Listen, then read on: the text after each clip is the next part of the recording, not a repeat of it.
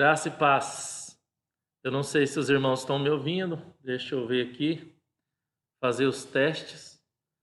Mas se os irmãos estiverem me ouvindo, por favor, dê um sinal aí que está tudo bem. Eu vou também fazer um teste aqui agorinha para ver se está saindo o som direitinho aí para os irmãos. Enquanto os irmãos vão chegando, eu gostaria de passar para vocês. Bom dia, irmãos. Aí, deu certo, né? Graças a Deus. Nós estamos com o intuito de, durante esse tempo de transmissão online, se terminar a pandemia, né, a quarentena ou o isolamento social, nós vamos continuar aqui na sala, aqui na igreja. Nós estamos ensinando o livro de Apocalipse. Estamos com o intuito, né, nessa primeira parte, porque o livro de Apocalipse ele é dividido em algumas sessões. As 7 igrejas, as 7 taças, os 7 selos, né, as 7 trombetas. Então são divididos por sessões. Na primeira sessão, onde fala das 7 igrejas, eu estou detalhando. Estou detalhando.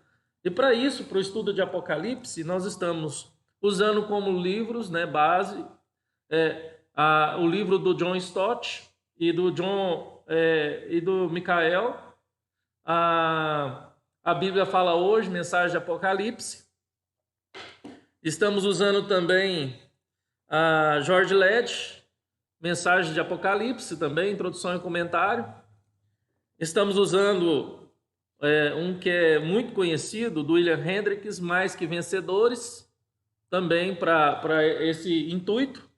E um muito bom mesmo, que eu já falei sobre ele, que é esse do John Stott, O que Cristo Pensa da Igreja. Inclusive, tem uma série de sermões que eu fiz há 2 anos atrás sobre este livro, sobre cada igreja, que você encontra no canal da igreja do YouTube. Está lá O que Cristo Pensa da Igreja.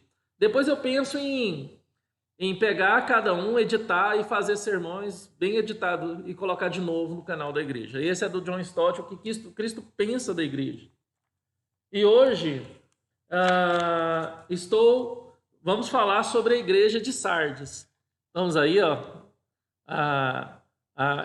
essas figuras, né, de onde se encontra Sardes hoje, que nós vamos falar já, até chegar alguns irmãos, né, nós vamos começar a introdução. Já divulguei no Instagram, no Facebook da igreja para os irmãos. Estou usando também um material de um professor do mestrado, que é Leandro Lima. Ele tem a sua tese de mestrado sobre a linguagem de Apocalipse. Então, ele deu para nós lá no Mackenzie, e eu tenho esse material, eu uso também como base. E eu estou usando como aplicação, que é muito bom, que é uma série de estudos bíblicos e sermões do Hernandes Dias Lopes, que é um comentário de Apocalipse, né? Então, tenho usado ele também. Então, vamos orar para começar esse estudo bíblico de hoje. Sem mais delongas, né? Ou sem mais demora, vamos orar, agradecendo a Deus. Pai querido, Deus amado, te louvamos e bendizemos. Agradecemos por tua fidelidade e agradecemos pela tua palavra, que é viva e eficaz. Pai, primeiramente, adoramos ao Senhor, engrandecemos porque tu és santo, tu és perfeito, tu és maravilhoso. Também, ó Deus, pedimos perdão pelos nossos pecados, as nossas falhas, todas essas transgressões que continuamente estão diante de nós e na qual deveríamos fugir e muitas vezes abraçamos. Pai, te pedimos também que pela iluminação do teu Espírito Santo, o Senhor fale aos nossos corações. Ó Pai, fale aos nossos corações. Te peço a mensagem do Senhor. Em nome do Senhor Jesus Cristo eu oro e peço, ó Deus, em nome do Senhor Jesus Cristo. Amém. Amém. Irmãos, vamos lá, né? Vamos começar o nosso estudo de Apocalipse. Deixa eu jogar aqui o texto para os irmãos. Creio que os irmãos estão ouvindo direitinho. Qualquer coisa vocês podem reclamar aí que eu vejo aqui o que está acontecendo. Mas vamos lá. Deixa eu clicar aqui, voltar para cá e vamos seguir. Deixa eu seguir assim, então, talvez assim vai ser melhor, irmãos. Aqui eu já controlo aqui.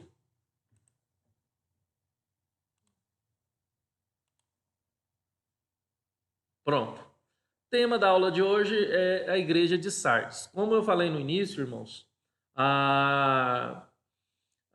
são sessões que Apocalipse é dividido e essas sessões elas vão sofrendo uma progressão.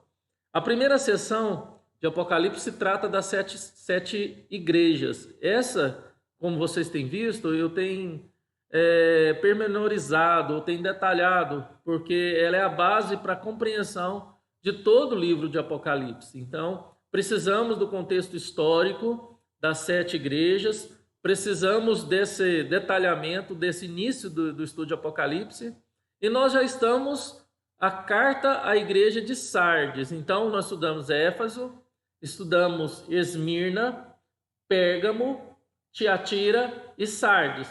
Falta ainda Laodiceia e Filadélfia. Faltam 2 igrejas, terminando essa hoje. Então, nós iremos assim, ao terminar a última igreja, concluir a primeira sessão de Apocalipse. Graças a Deus. E creio eu e gostaria que terminasse com que os irmãos compreendessem bem essa primeira sessão. Vamos seguir? Vamos lá. Eu quero fazer a introdução, depois a gente vai fazer a leitura bíblica, tá, irmãos? Então tá aí o mapa, vocês estão vendo a minha setinha. Aqui na setinha vocês vê a ilha de Patmos. Logo aqui, Éfeso, Esmirna, Pérgamo, Tiatira e agora Sardes, né? Encontra-se aqui. E nós, fica uma certa distância de Tiatira, e em linha reta de Éfeso daria aí uns 80 quilômetros. Vamos lá. Tá aí, irmãos, o que sobrou praticamente de Sardes, né? Tá aí a cidade aqui, né? Hoje com 100 mil habitantes e alguns sítios arqueológicos, né? Esse templo está sendo reconstruído aos poucos, né? Então ele estava destruído e está sendo reconstruído aos poucos. Sardes atualmente é chamada de Sarte e foi fundada por volta de 1400 anos antes de Cristo. Era uma cidade militar, uma das mais importantes do Império Romano. A história da igreja de Sardes tem muito a ver com a história da cidade de Sardes. A glória de Sardes estava no seu passado. Sardes foi a capital da Lídia no século IV e viveu seu tempo áureo nos dias do rei Creso. Era uma das cidades mais magníficas do mundo nesse tempo. Situada no alto de uma colina, amarulhada e fortificada, sentia-se imbatível e inexpugnável. Seus soldados e habitantes pensavam que jamais cairiam nas mãos dos inimigos. De fato, a cidade jamais fora derrotada por um confronto direto. Seus habitantes eram orgulhosos, arrogantes e autossuficientes. Um desenho de como seria a cidade de Sardes na época de Cristo, né? Nessa época das 7 cartas. Mas a cidade orgulhosa caiu nas mãos do rei Ciro, da Pérsia, em 529 a.C., quando este cercou a cidade por 14 dias e quando seus soldados estavam dormindo. Ele penetrou com seus soldados por um buraco na muralha, e o único lugar vulnerável, e dominou a cidade. Mais tarde, em 218 a.C., Antíoco Epifânio dominou a cidade da mesma forma. E isso por causa da autoconfiança e falta de vigilância dos seus habitantes. Os membros dessa igreja entenderam claramente o que Jesus estava dizendo quando afirmou: sede vigilantes, senão virei como um ladrão na noite. Então, olha que interessante, irmãos, a gente entender um pouco do contexto histórico de um texto que a gente está trabalhando, para que a gente possa entender algumas palavras que Jesus disse. Quando Jesus disse que era para eles serem vigilantes, os irmãos daquela igreja de Sardes, Jesus estava falando, lembrando eles do seu contexto histórico, no qual a cidade foi conquistada 2 vezes por falta de vigilância. Olha que interessante, irmãos, a gente perceber essas pequenas nuances que passam despercebidos a uma mera leitura simples, né? Vamos seguir. A cidade foi reconstruída no período de Alexandre Magno, dedicada à deusa Cibele.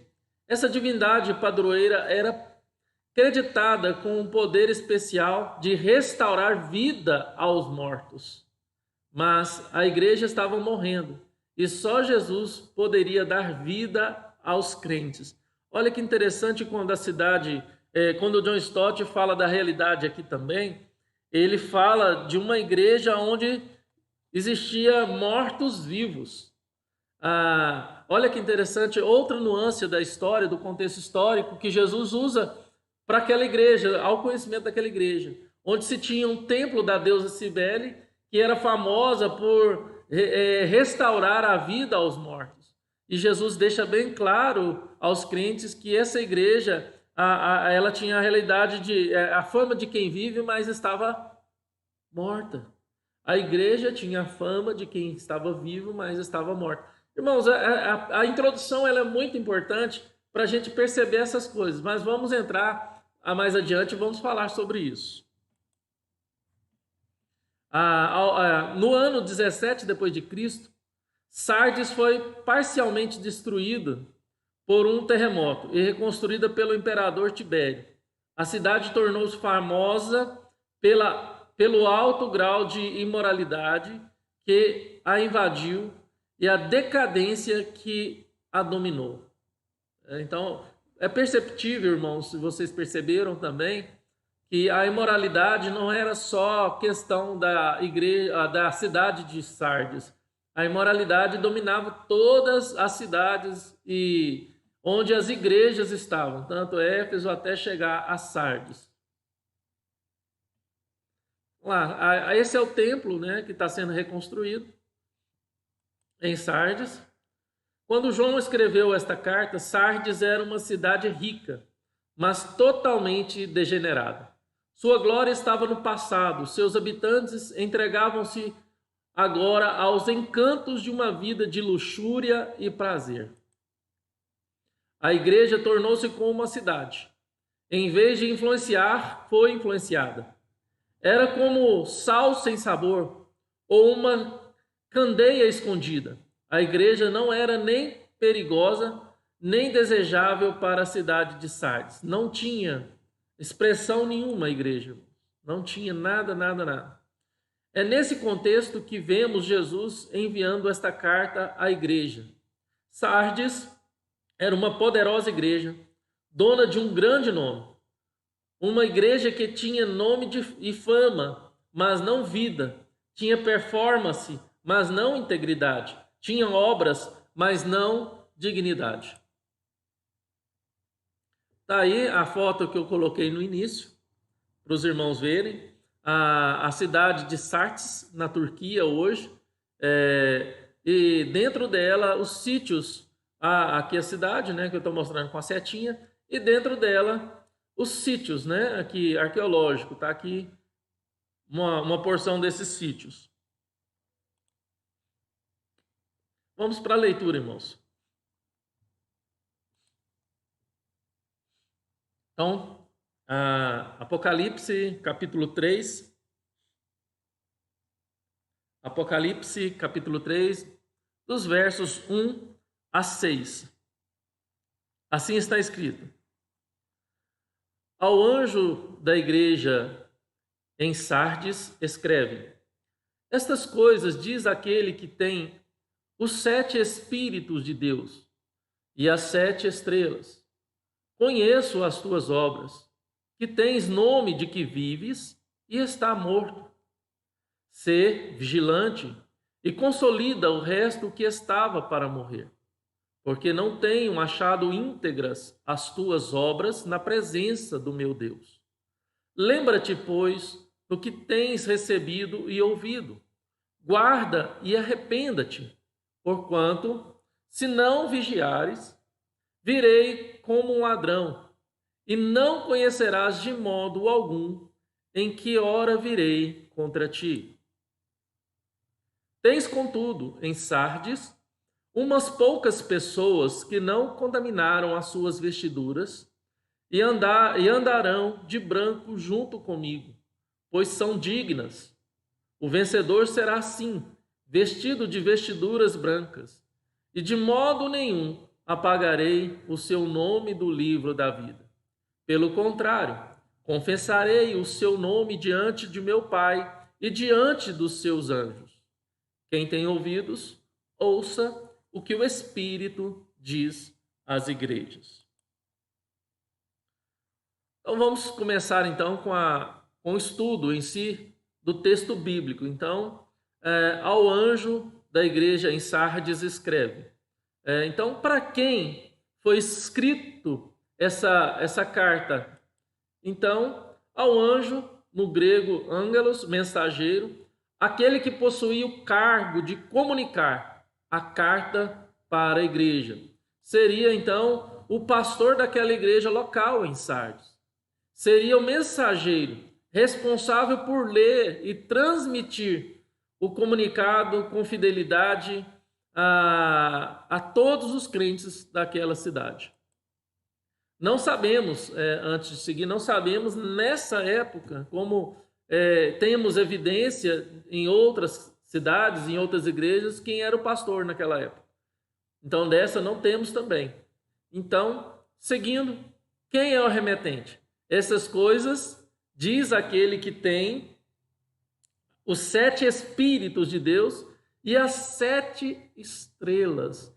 Essa imagem aqui, irmãos, nós observamos aqui a figura, né?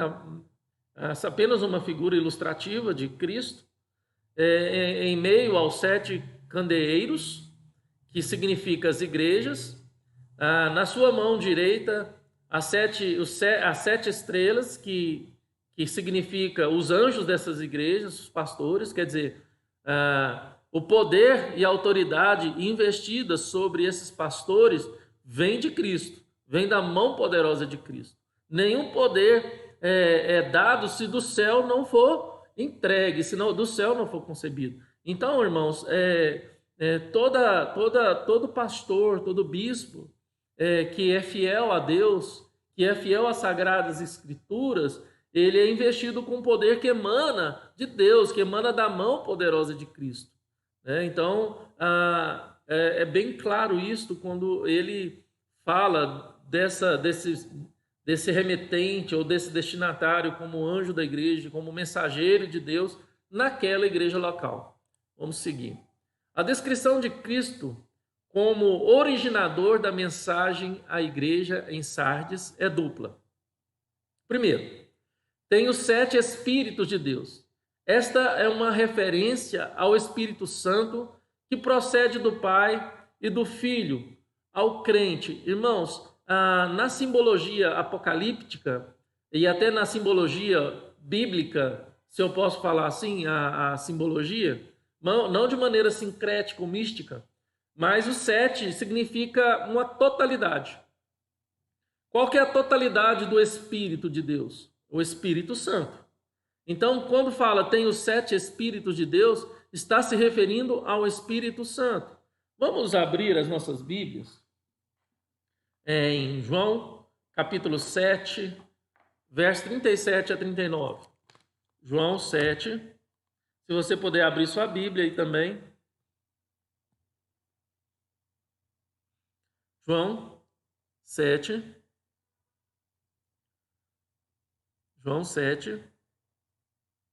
Eu estava, irmãos, até domingo passado, abrindo a sala do Hangout Meet, para os irmãos participarem, mas os irmãos preferiram ou preferem apenas o YouTube. Então, nós vamos apenas com o YouTube mesmo. Os irmãos podem deixar seus questionamentos, suas perguntas ou as suas sugestões ou aqui no chat do YouTube, tá? João 7, 37 a 39. Vamos ler esse texto. Mais para frente, irmãos, o texto eu vou jogar na projeção. Só esse que eu não coloquei. No último dia, o grande dia da festa, levantou-se Jesus e exclamou: Se alguém tem sede, venha a mim e beba.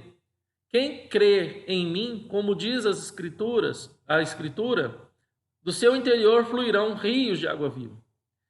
Isto ele disse com respeito ao Espírito que havia de receber os que nele crescem, pois o Espírito até aquele momento não fora dado, porque Jesus não havia sido ainda glorificado.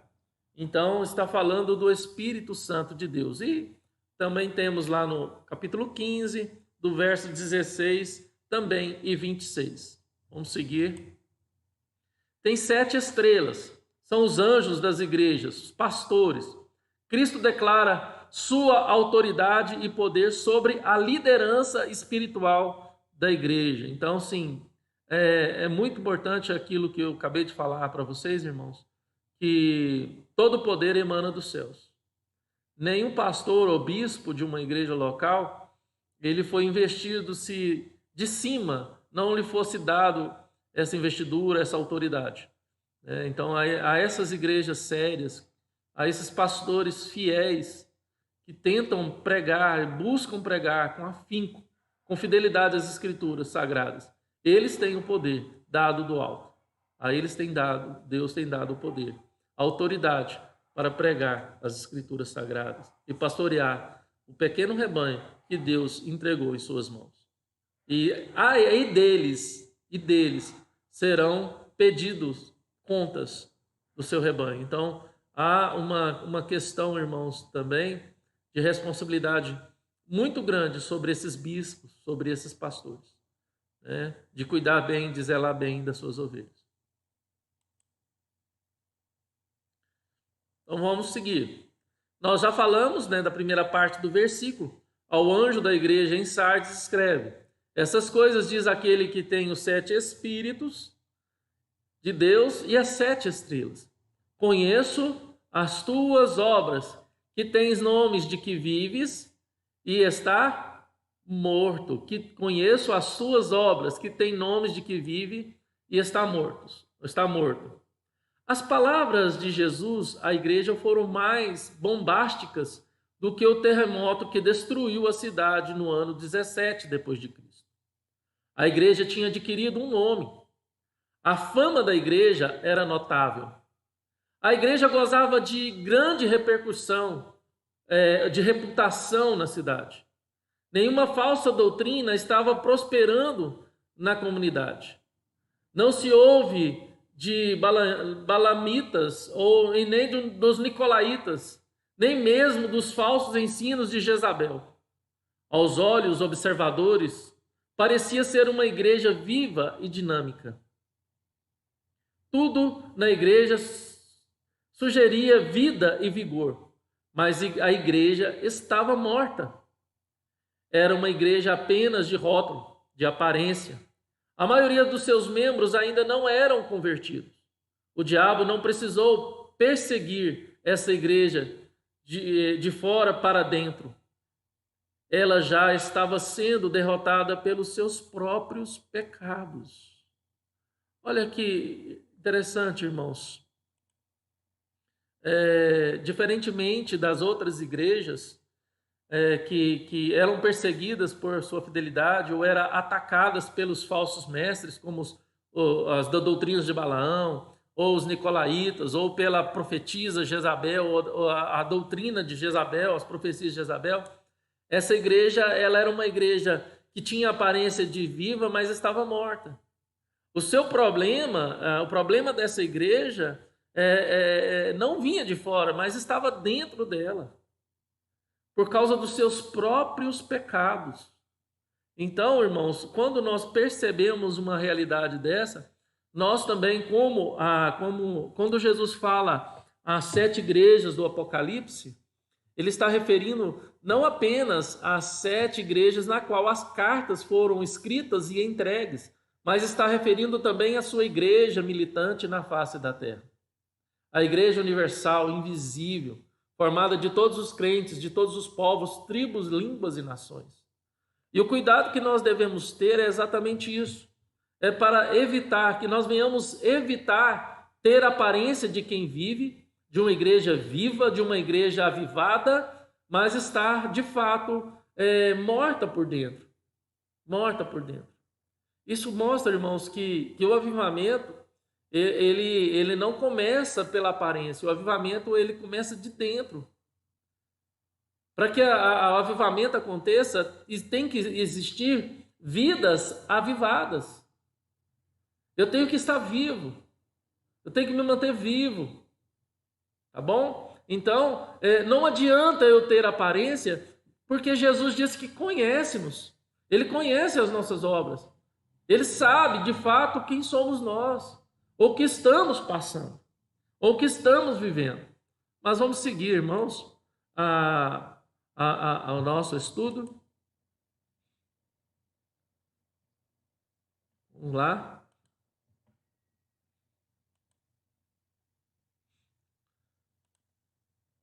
A igreja parecia mais um cemitério espiritual do que um jardim cheio de vida.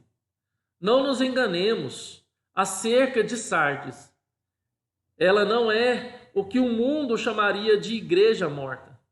Talvez ela seja considerada viva, mesmo pelas igrejas irmãs. Nem ela própria tinha consciência do seu estado espiritual. Todos a reputavam como igreja viva, florescente, todos com exceção de Cristo. Parecia estar viva, mas na verdade estava morta.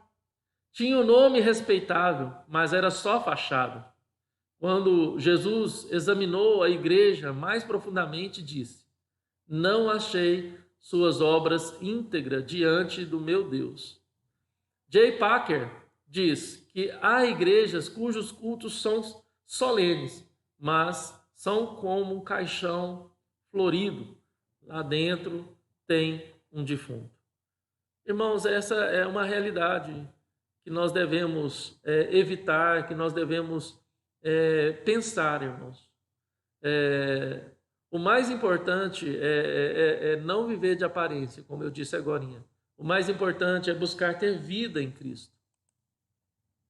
A reputação da igreja era entre as pessoas e não diante de Deus. A igreja tinha fama, mas não vida. Tinha pompa, mas não Pentecoste.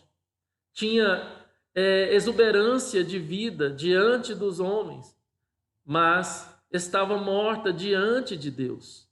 Deus não vê como vê o homem. A fama diante dos homens nem sempre é glória diante de Deus. Aquela igreja estava se transformando apenas em um clube. Irmãos, olha o cuidado que nós devemos ter em relação à aparência. Quando o texto fala que aquela igreja não tinha Pentecoste, apenas tinha pompa, mas não tinha Pentecoste, revela que aquela igreja não tinha o Espírito de Deus. O que foi dado à igreja em Pentecoste, irmãos? O que foi dado à igreja naquele período da festa de Pentecostes? Né? Sabemos que logo após a Páscoa, os judeus eles celebravam o Pentecostes. E nesse período da celebração de Pentecostes, Deus derramou sobre a igreja dele, sobre os seus discípulos, os apóstolos, o Espírito Santo. Então, irmãos, é bem claro. Não adianta a gente ter a aparência de que tem vida, mas não temos o Espírito Santo. Devemos tomar muito cuidado. Existe muita igreja como Sardes hoje. Igreja que tem aparência de ser avivada, igreja que tem uma boa fachada, tem um bom louvor, se assim eu posso dizer, tem tudo de bom, tudo maravilhoso, parece o céu na terra. Mas na verdade, Jesus está olhando e falando, olha, tem fama, mas não tem vida. A fé exercida pela igreja era apenas nominal. O cristianismo da igreja era apenas nominal. Seus membros pertenciam a Cristo apenas de nome, porém não de coração. Tinham fama de vivos, mas na realidade estavam mortos fisicamente, vivos espiritualmente, mas vivos fisicamente, mas espiritualmente mortos, irmãos. Mortos. Irmãos, a realidade que nós percebemos aqui nesse terceiro tópico, ele mostra para nós, revela para nós, que da questão do nominalismo. Hoje, eu não sei se vocês percebem, mas em Sardes existiam crentes nominais. Falavam que eram cristãos, falavam que eram discípulos de Jesus, mas não viviam como discípulos. Eles não tinham vida espiritual. O quanto, irmãos, nós devemos fugir do nominalismo. O quanto nós devemos falar, eu sou cristão, eu sou crente, mas na verdade eu tenho nome de cristão, eu tenho nome de crente, mas na verdade eu não vivo como tal. Não vivo como tal. Eu poderia dar uma ilustração, mas essa ilustração eu ia citar uma denominação que eu não gostaria de citar nomes aqui. Mas a gente vê na realidade muita igreja como Sardes, muita igreja como Sardes, que não dão a mínima para a palavra de Deus, não dão a mínima para o interior, apenas para o exterior, apenas para a aparência. Quando Packer diz que a igreja cujos cultos são solenes, mas são como um caixão florido, e lá dentro tem um defunto, ele está falando claramente isso. Packer não é da nossa tão atual, mas na época dele já existia crentes e igrejas nominais. Vamos seguir. Versículo 2, está aí. Ser vigilante e consolida o resto que estava para morrer. Ser vigilante e consolida o resto que estava para morrer. Na igreja havia crentes espiritualmente em estado terminal. A maioria dos crentes apenas tinha seus nomes no rol da igreja, mas não no livro da vida. Mas havia também crentes doentes, fracos, em fase terminal. O mundanismo adoece a igreja. Olha, irmãos, que já estão entrando numa questão que era claro nessa igreja, nós vamos estudar, a questão do mundanismo. O pecado mata a vontade de buscar as coisas de Deus. O pecado mata os sentimentos mais elevados e petrifica o coração. No começo vem dúvidas, medo, tristeza. Depois a consciência cauteriza, perde a vergonha. Ser vigilante. Fique acordada. Uma advertência para os crentes voltarem à comunhão e se arrependerem. Lembre, né, irmãos, do contexto histórico, que por 2 vezes a cidade de Sardes foi invadida por deixarem de ser vigilantes. Por deixarem de serem vigilantes. Consolida, torne-se firme. Imperativo auristo, no grego, que indica urgência. Outros crentes estão morrendo, mas ainda não morreram. É preciso agir rapidamente. Então, esse consolida, ele está no auristo grego que indica urgência. Precisamos agir rapidamente. A igreja precisa despertar rapidamente, para que ela não morra totalmente, para que esses que estão ainda na UTI possam viver. Possam viver. Continuando, Sardes caiu porque não vigiou.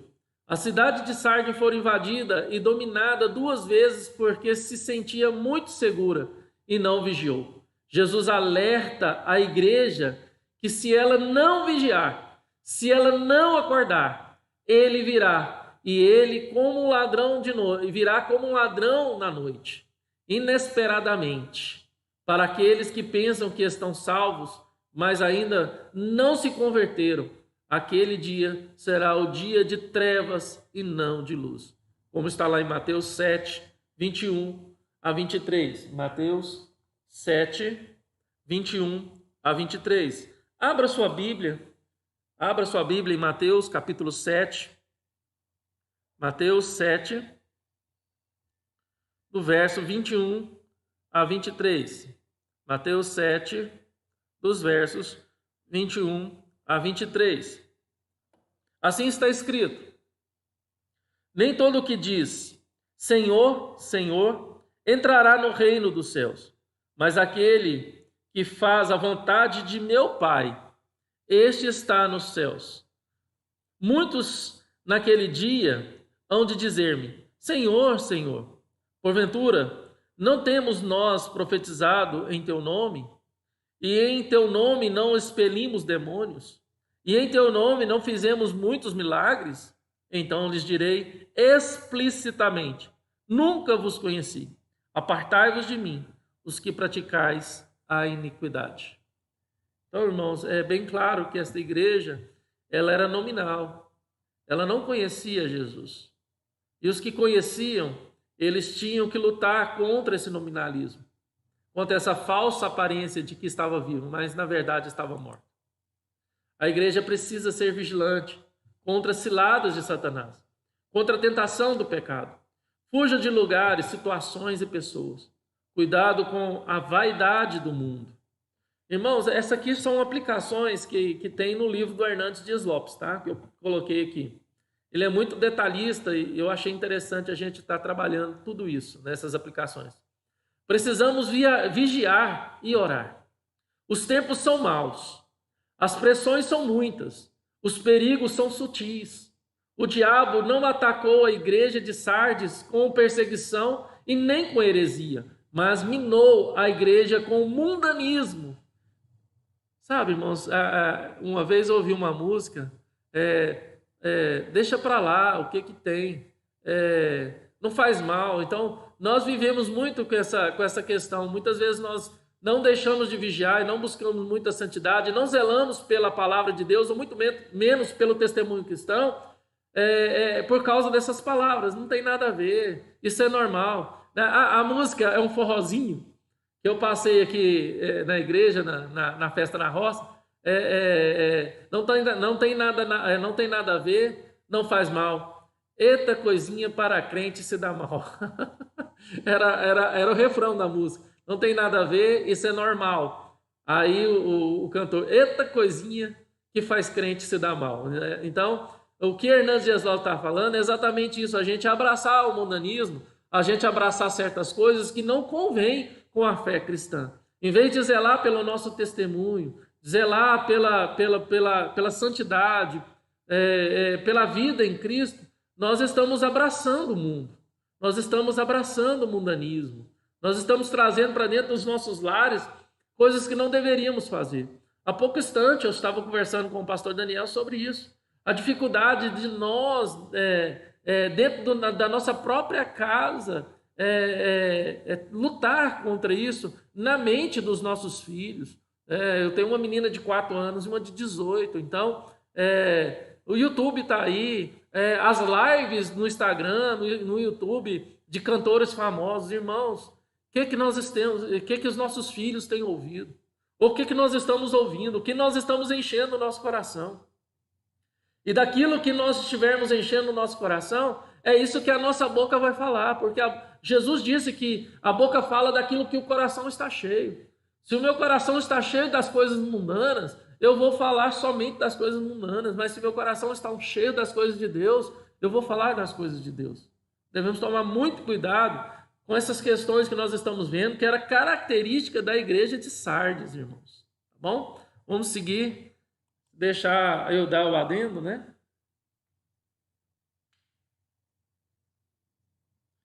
Olha, essa é verdade, Roberto.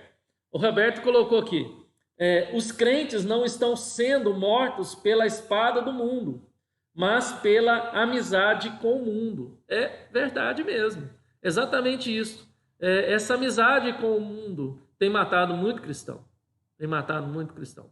Vamos seguir a segunda parte do verso 2.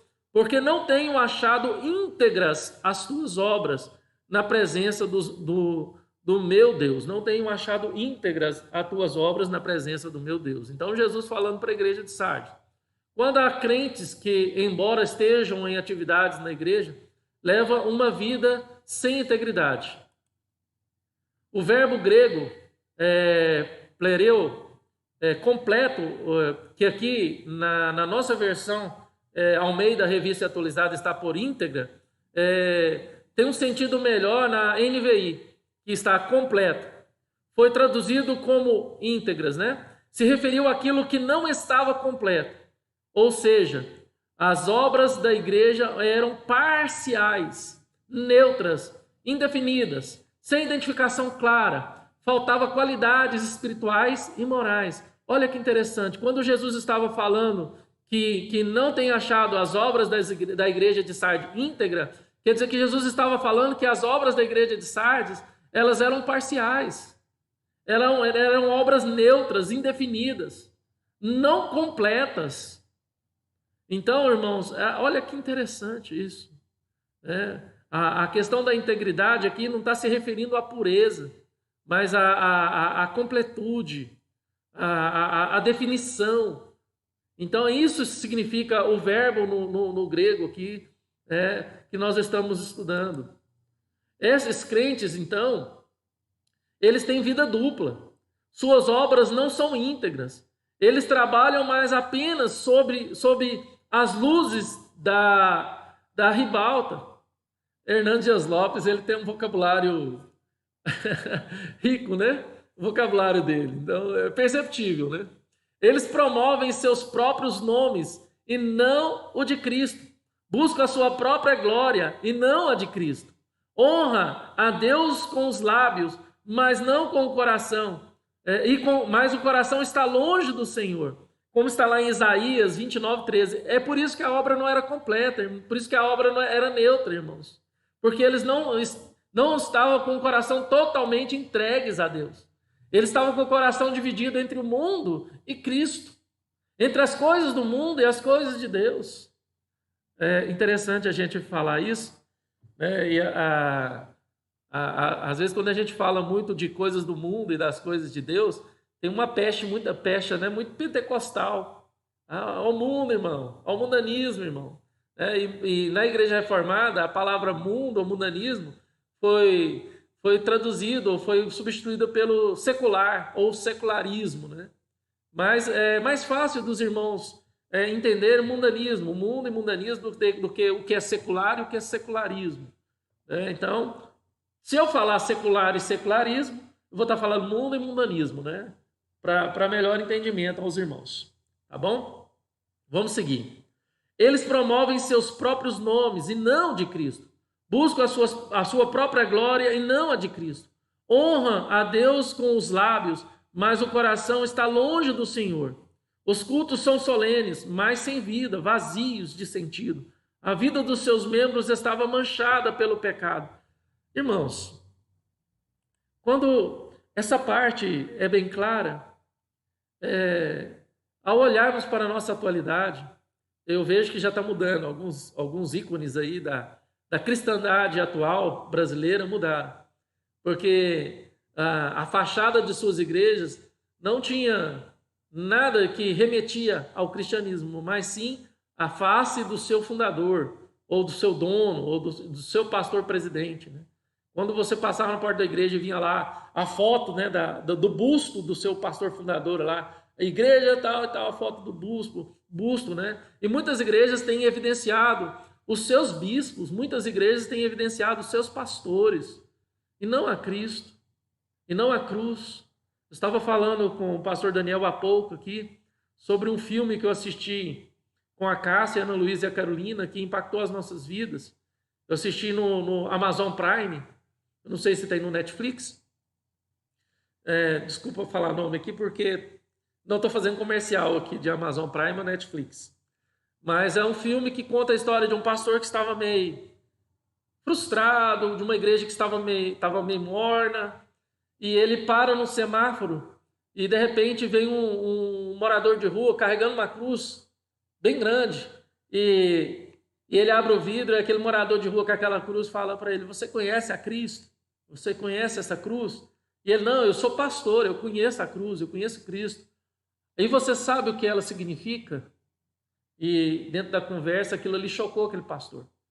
E ele trouxe aquela conversa para dentro de si, para os seus sermões, e começou a pregar sobre a cruz, sobre Cristo na cruz, a cruz de Cristo, o sacrifício, a graça. E houve uma mudança radical na vida dele, na família dele, na vida da esposa dele, na vida da igreja. Irmãos, aconteceu algo maravilhoso. Isso é a verdade que Hernando Dias Lopes está trazendo. Quando nós abandonamos a centralidade de Cristo, quando nós abandonamos a cruz, quando nós abandonamos o verdadeiro sentido da graça, o que é graça, nós nos entregamos ao mundanismo. A cruz não passa apenas de mero símbolo. Isso não pode acontecer em nossas vidas, irmãos. Não pode. Bom, vamos seguir então nosso estudo. Vamos lá.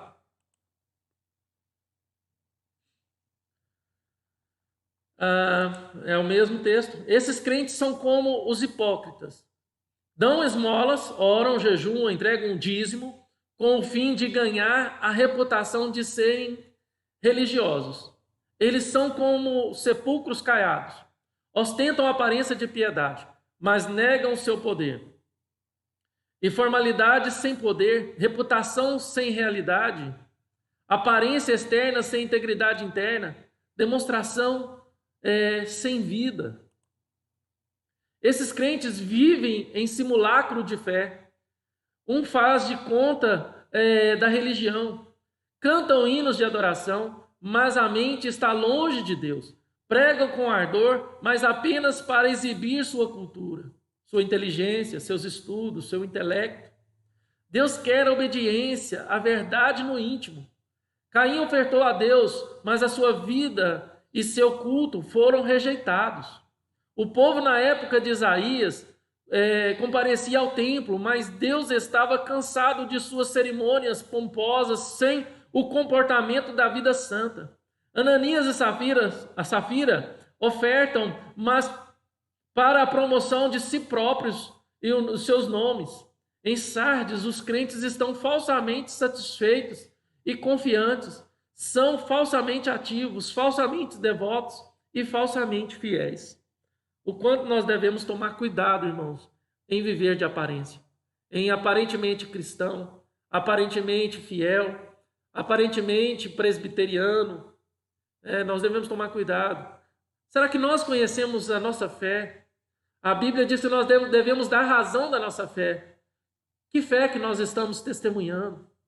Será que a fé que eu testemunho é a fé que eu professo ou a fé que eu professei quando eu fui aceito como membro da igreja presbiteriana, quando eu disse que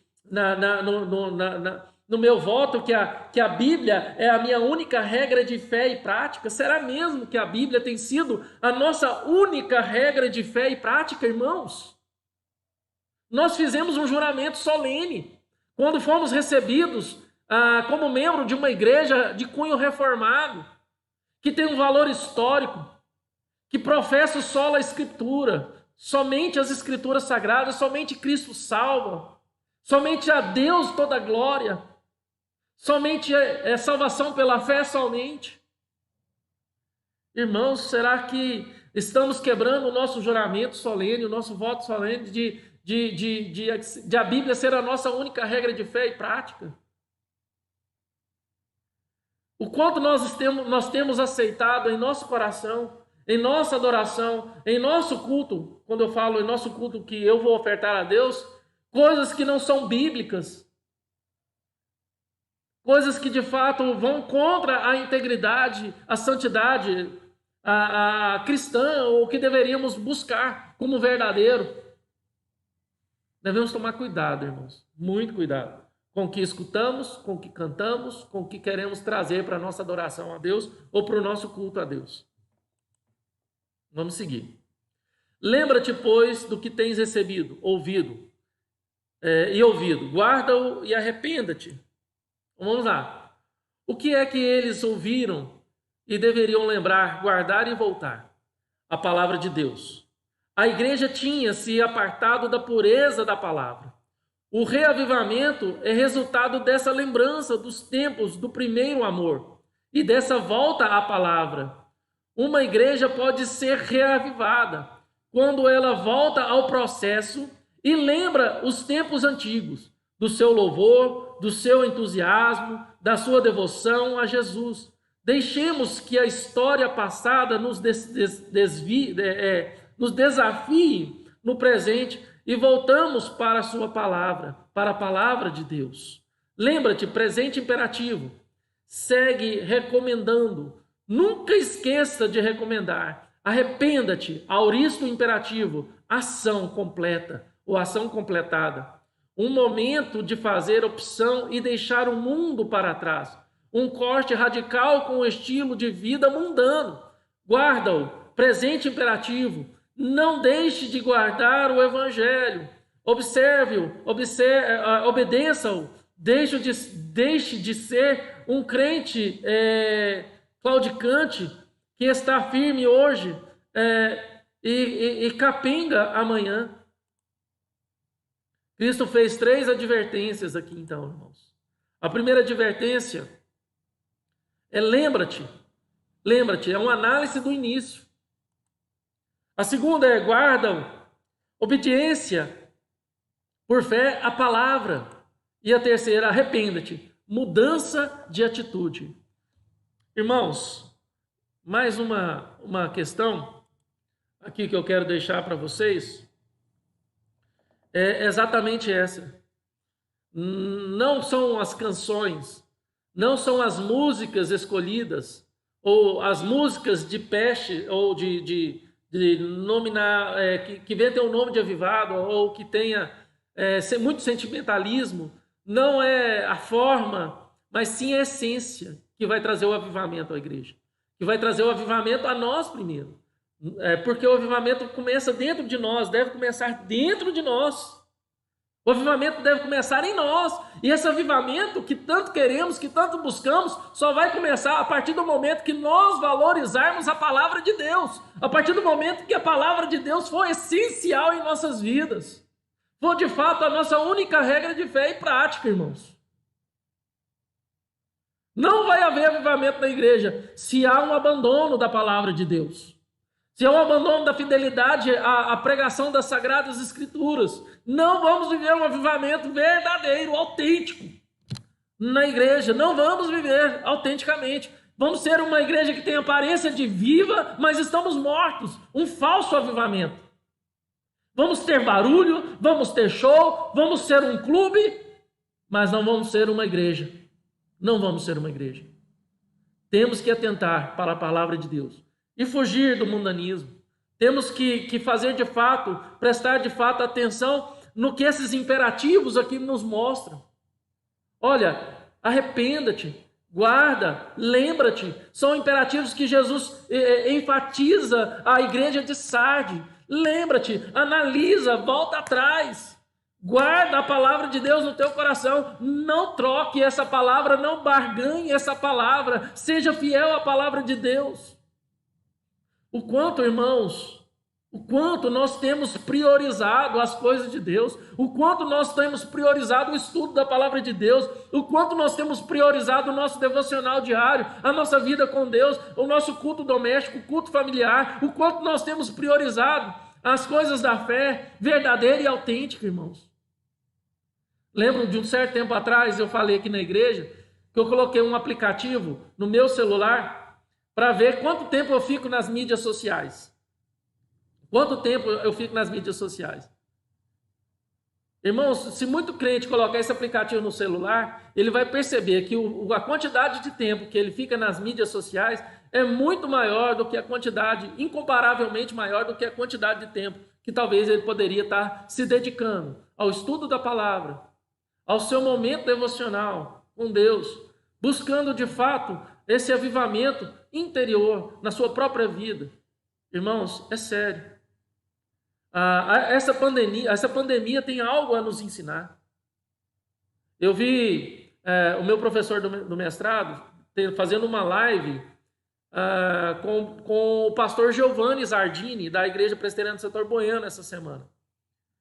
E ele falou, e isso algo que eu já até tinha pregado no meu sermão, que eu falei sobre Páscoa, ressurreição e o Covid-19. Tem um sermão que eu preguei sobre isso. E eu falei sobre isso, não nas mesmas palavras que ele falou, mas o que ele deixou bem claro para nós é que aquilo que deveria ser para a igreja, um momento, esse momento de pandemia, de isolamento social, deveria ser um momento de lamento, de análise, de lembrar, de guardar, de arrepender, está ficando sendo um momento de lives, de tanta coisa que o mundo tem oferecido. Tanta coisa. São lives de sertanejos e mais lives de não sei o quê, de pagodeiro de não sei o quê, de tantas outras coisas. Irmãos, devemos tomar muito cuidado. Porque esse é um tempo de lamento. Esse é um tempo de lamento. Lembra-te, guarda e arrepende. Vamos seguir, irmãos, para a gente não se delongar demais. Não se delongar demais. Exatamente, Roberto.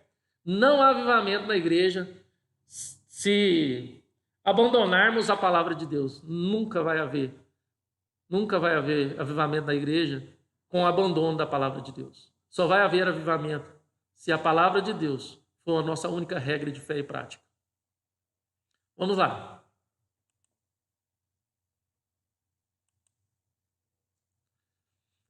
Lembra-te, né? Nós já trabalhamos. Porquanto, se não vigiares, virei como ladrão, e não conhecerás de modo algum em que hora virei contra ti. Cristo virá como um ladrão e surpreenderá as más obras com juízo naquele dia. Então vamos ler os textos, né? 1 Tessalonicenses 5, 2 e 4.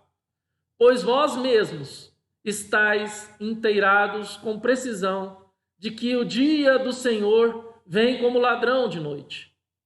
Quando andarem dizendo, paz e segurança, eis que lhes sobrevirá repentina destruição.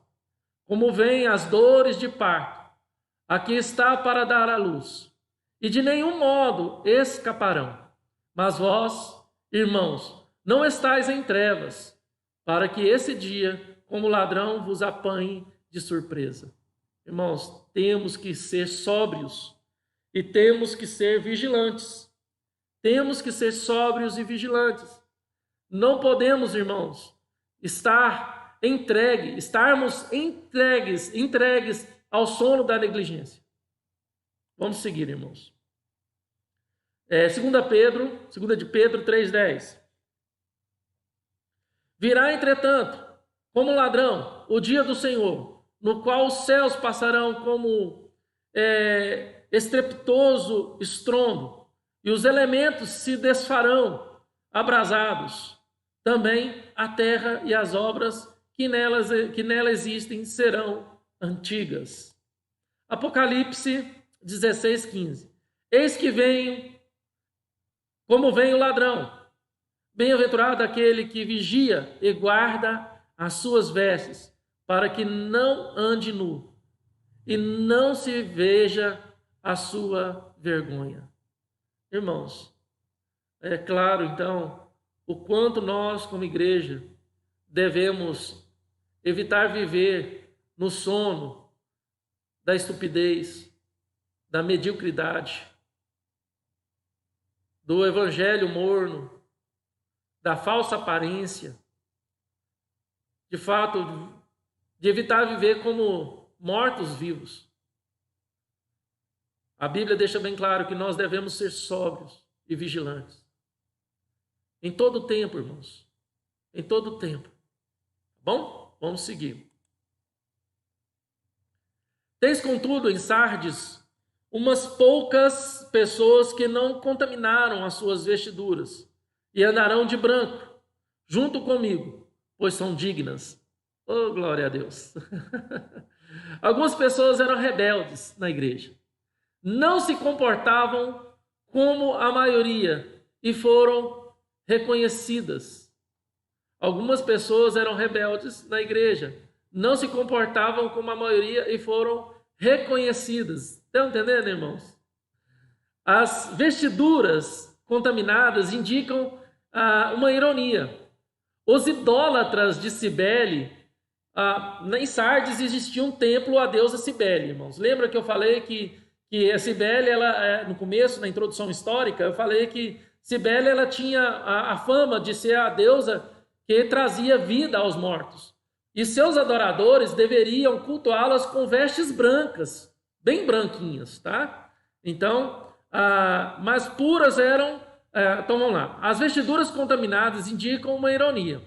A ironia é por parte de Jesus Cristo, irmãos. Os idólatras de Cibele se aproximavam do templo com roupas brancas, mas puras eram as dos crentes. Esses poderiam não usar os trajes brancos da falsa religião, mas eram fiéis, puros da imoralidade, apostasia, idolatria e do nominalismo religioso. Então, irmãos, Jesus, ele conhecendo a cultura, a história daquela cidade, o contexto social daquela cidade, ele usa algo que era pertinente a uma idolatria, a uma religião daquela cidade, para dizer que, embora eles vestiam de brancos, mas quem era verdadeiramente branco e quem era puro diante dele e de Deus, eram os verdadeiros cristãos, porque existiam poucas pessoas, bem poucas, que não contaminaram as suas vestiduras e andaram de branco junto com Cristo. E essas pessoas são dignas, como... Vamos ver aqui o texto de Isaías 64, 6. Mas todos nós somos como o imundo, e todas as nossas justiças como trapo de imundície. Todos nós murchamos como a folha, e as nossas iniquidades como um vento nos arrebatam. Então, irmãos, nós precisamos então de Cristo. Nós precisamos do sangue purificador de Cristo. Porque a nossa justiça própria, nós mesmos, a nossa vida, ela é imunda. Nós não temos nada de nós mesmos que não seja impuro ou imundo para oferecer. Só vamos oferecer coisas puras, santas e verdadeiras se andarmos com Cristo. Se formos de fato, lavados e remidos no sangue desse Cordeiro, para que nós venhamos nos tornar, e somos, mais alvos do que a neve.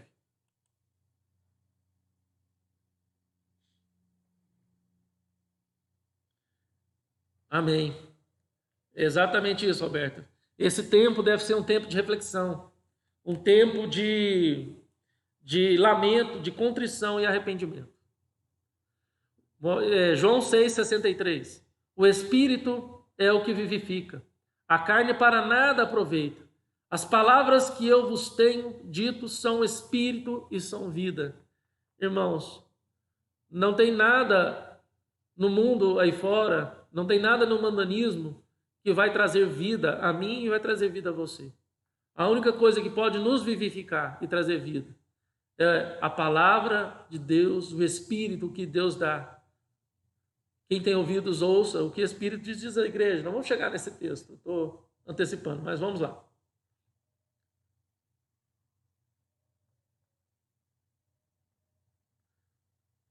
Eu não sei se a causa... tá, isso mesmo.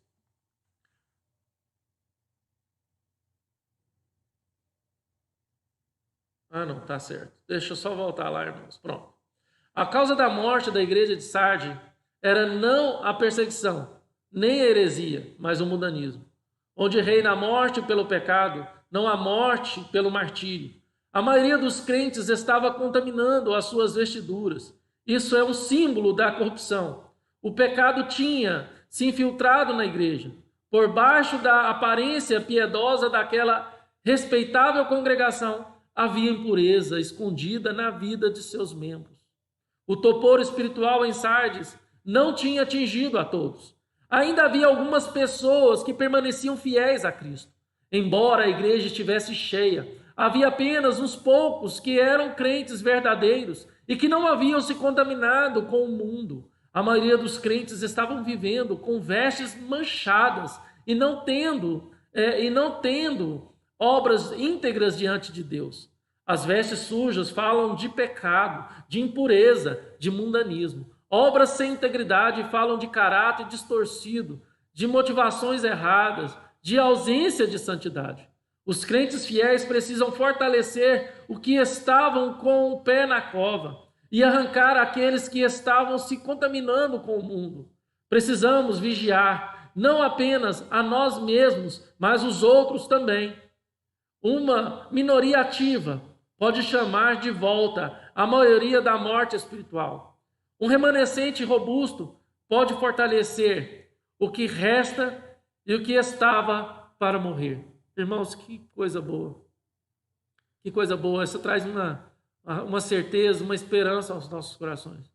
Que pode uma pequena parcela fiel da igreja ajudar com que os outros que se encontram no estado de mortos possam se reavivar. Possam se reavivar. Apenas não podemos ser omissos, irmãos, em relação a isso. Não podemos ser omissos. Então, qual é a promessa, irmãos? Qual é a promessa? Os fiéis se recusam a andar segundo os padrões idólatras do mundo e recebem a promessa de se vestirem de branco, vestes superiores àqueles que são meramente vestimento externo de vidas impuras e corrompidas pelo pecado. As vestes brancas prometidas se relacionam com a salvação, santificação, purificação, justificação, identificação dessas bênçãos com Cristo. Então, a promessa é que andarão de branco junto com Cristo, pois são dignos, irmãos. Irmãos, há recompensa de nos mantermos íntegros, sinceros, puros e verdadeiros diante de Deus. Não venhamos esquecer, irmãos. Não venhamos esquecer. Não venhamos negociar a nossa fé. Negociar os nossos valores, ou os valores bíblicos. Não os nossos valores, mas os valores bíblicos, verdadeiros, pautados pela palavra de Deus. Verso 5, estamos caminhando para o final.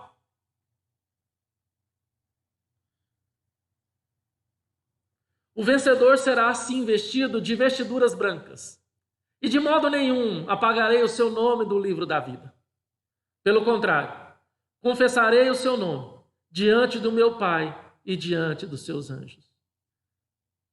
As bênçãos do reavivamento. Olha que interessante, irmãos.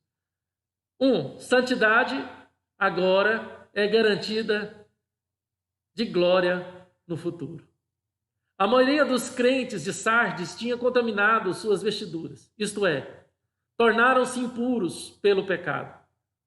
O vencedor receberia vestes brancas, símbolo de festa, pureza, felicidade e vitória. Sem santidade não há salvação. Sem santificação ninguém verá a Deus. Sem vida com Deus aqui, não haverá vida com Deus no céu.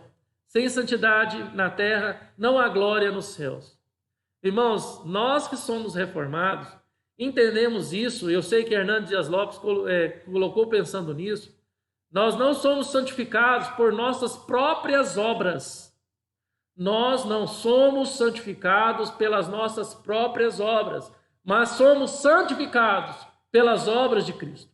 Em Cristo nós somos santos, redimidos. Em Cristo nós somos santificados. Estão me entendendo, irmãos? Senão nós saímos aí de uma teologia reformada, de uma teologia da graça para uma teologia das obras. Devemos tomar muito cuidado com esse ponto, tá bom? Vamos seguir. Quem não se envergonha de Cristo agora, terá seu nome proclamado no céu por Cristo. Quando uma pessoa morre, tiramos o atestado de óbito. Tira o nome do livro dos vivos. O nome dos mortos não constam no registro dos vivos. Os salvos jamais será tirado do rol dos céus. Do rol dos céus. É interessante prestar atenção, irmãos. O que Hernando Dias Lopes coloca aí é que quando morremos, nosso nome é tirado do mundo dos vivos e temos apenas um atestado de óbito, né? Segundo alguns, nosso CPF é cancelado.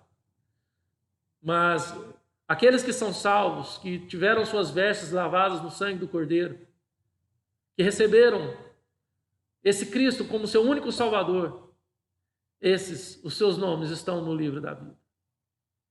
A sua paz não será roubada. Nunca será roubada. Porque esses estão escritos no rol dos céus. Aqueles que estão mortos espiritualmente e negam a Cristo nesta vida, não têm seus nomes escritos no livro da vida. Mas aqueles que confessam a Cristo e não se envergonham do seu nome, terão seus nomes confirmados no livro da vida. E seus nomes confirmados, confessados por Cristo diante do Pai. Os crentes fiéis confessam e são confessados. Irmãos, a obra que Jesus fez em nosso coração, a obra que Jesus fez, e agora nós temos o Espírito Santo para testemunhar desse Cristo e confessar esse Cristo às nações e ao mundo. Isso é muito importante, irmãos, porque de fato nos está garantido a nós que professamos a Cristo pela vida e na vida o confessar de Cristo diante do Pai dos nossos nomes. Glória a Deus. Glória a Deus. Nosso nome pode constar do registro de uma igreja sem estar no registro de Deus. Ter apenas uma reputação de estar vivo é insuficiente. Importa que o nosso nome esteja no livro da vida, a fim de que seja proclamado por Cristo nos céus. Mateus 10, 32. Então está aí. Portanto, todo aquele que me confessar diante dos homens, também eu o confessarei diante do meu Pai, que estás nos céus. Romanos 8:34.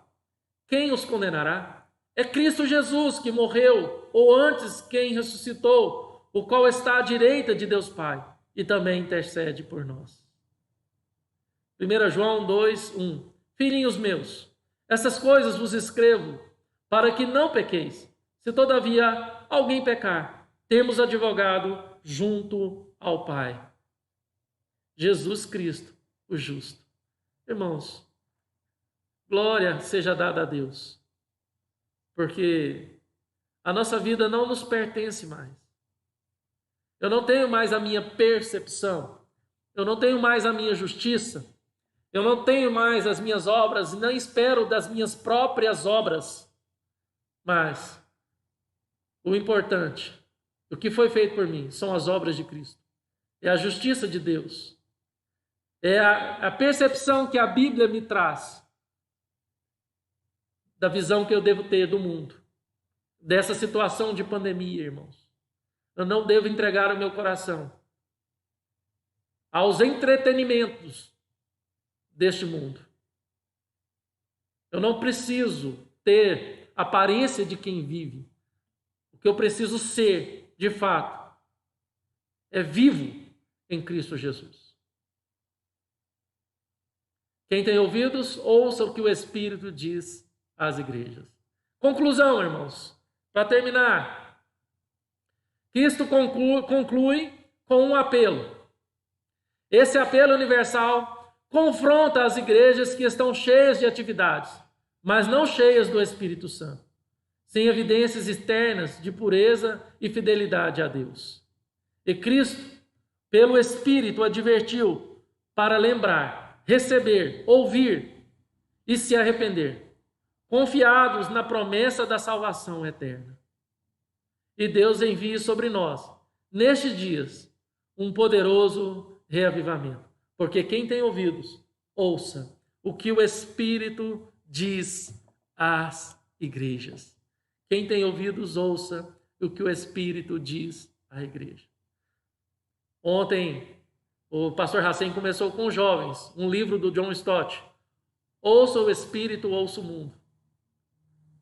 Não é ouça o mundo e ouça o Espírito. Os nossos ouvidos devem estar totalmente voltados para Deus e para Cristo. Porque o Espírito está continuamente a falar, não apenas com as igrejas ali do ocidente da Turquia, com as igrejas do Apocalipse, mas o Espírito de Deus está a falar aos nossos ouvidos e ao nosso coração, hoje, diante da situação que nós estamos vivendo. Não feche os seus ouvidos e não feche os seus olhos para essa realidade. E que Deus abençoe e vos guarde. Quero deixar um tempo, se você quer fazer alguma pergunta, você pode fazer uma pergunta, colocar aqui no chat, ou nós podemos simplesmente concluir. Ou se quiser fazer alguma consideração, essa consideração será bem-vinda. Mas concluímos aqui o nosso estudo de hoje, a igreja de Sardes. Falta ainda Laodiceia e Filadélfia. E nesses 2 domingos próximos concluiremos e passaremos para a segunda fase do livro de Apocalipse. Então, se você tem alguma pergunta ou tem alguma consideração, pode fazer aí no chat. Amém? Então vamos orar. Vamos orar. Agradecendo a Deus por esse estudo bíblico. Ó Pai, muito obrigado pela Tua palavra, que é viva e eficaz. E que de forma alguma podemos, ó Deus, desconsiderá-la, voltar as costas para ela. Pai, como igreja e como pastor, bispo de uma igreja local, que eu possa ser fiel às Sagradas Escrituras. Que seus filhos, ó Pai querido Senhor, na face da terra, a sua igreja pura, santa, invisível na face da terra, militante, possa ser fiel às Sagradas Escrituras. E que esse remanescente fiel, que embora ser poucos, possam ajudar, ó Pai, não sendo omissos a trazer aqueles que estão mortos espiritualmente de volta à vida. Nos ajuda, Deus. Porque a carta que seu Filho Jesus Cristo entregou à igreja de Sardes, essa mensagem poderosa, possa ser também poderosa aos nossos corações. Assim nós te pedimos, ó Deus, e agradecemos, em nome do Senhor Jesus Cristo. Deus abençoe a todos, irmãos. Deus abençoe. Concluímos, então, mais uma carta, mais uma cidade, mais uma igreja. Deus abençoe.